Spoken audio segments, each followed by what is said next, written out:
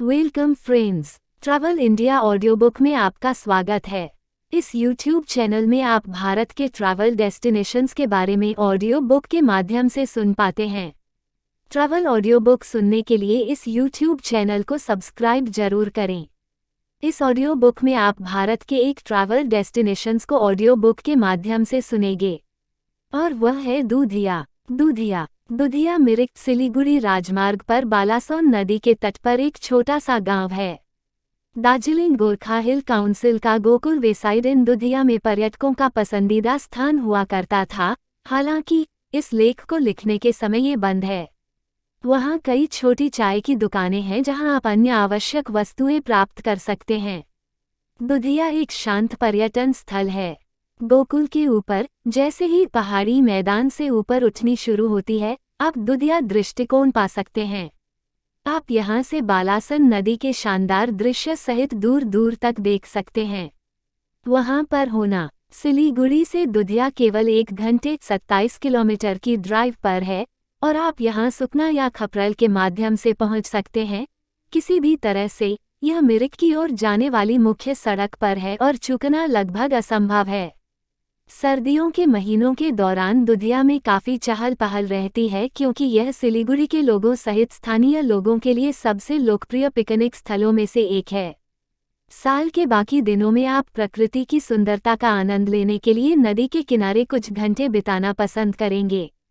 यहाँ आसपास के वातावरण और नदी का आनंद लेने के अलावा कोई अन्य गतिविधि उपलब्ध नहीं है। सावधान रहें और गोलियों की दिशा से दूर रहें, क्योंकि आसपास सशस्त्र बलों की एक शूटिंग रेंज है जिसका उपयोग नियमित रूप से किया जाता है। दूधिया क्षेत्र के कुछ बेहतरीन चाय बागानों से घिरा हुआ है, जैसे Longview tea garden, Gayabari tea garden, Marionbari tea garden और पानीघाटा टी गार्डन आदि। यदि आपके पास इस क्षेत्र का पता लगाने का समय है, तो आप चाय के बीच घूमने का प्रयास कर सकते हैं। उद्यान करसियांग, मिरिक आदि स्थानों की छोटी पैदल यात्रा स्थानीय लोगों से पूछकर आसानी से की जा सकती है। ऐसी अधिकांश पदयात्राएं 1 दिन या उससे भी कम समय में पूरी की जा सकती हैं। आसपास के स्थान दूधिया से आप बालासोन नदी के ठीक पार स्थित पानीघाटा गांव जा सकते हैं। पानीघाटा में एक छोटी पहाड़ी की चोटी पर वन विभाग का बंगला अब लगभग वीरान हो गया है, लेकिन बगीचे के सामने की जमीन एक अच्छा दृश्य बिंदु है जहां से तराई के मैदान का एक बड़ा क्षेत्र दिखाई देता है।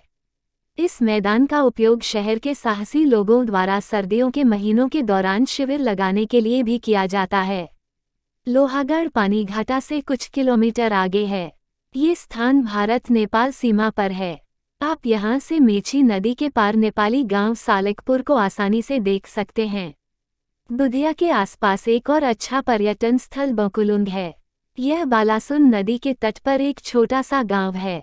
दूधई से बकुलुंग पहुंचा जा सकता है। दूधिया से बालासुन नदी पार कर जैसे ही आप पहाड़ियों पर चढ़ना शुरू करते हैं, लगभग 1 किलोमीटर दूर एक मोड़ पर दाहिनी ओर एक मोड़ है। यदि आप सही मोड़ लेते हैं तो बकुलुंग केवल 4 किलोमीटर दूर होगा।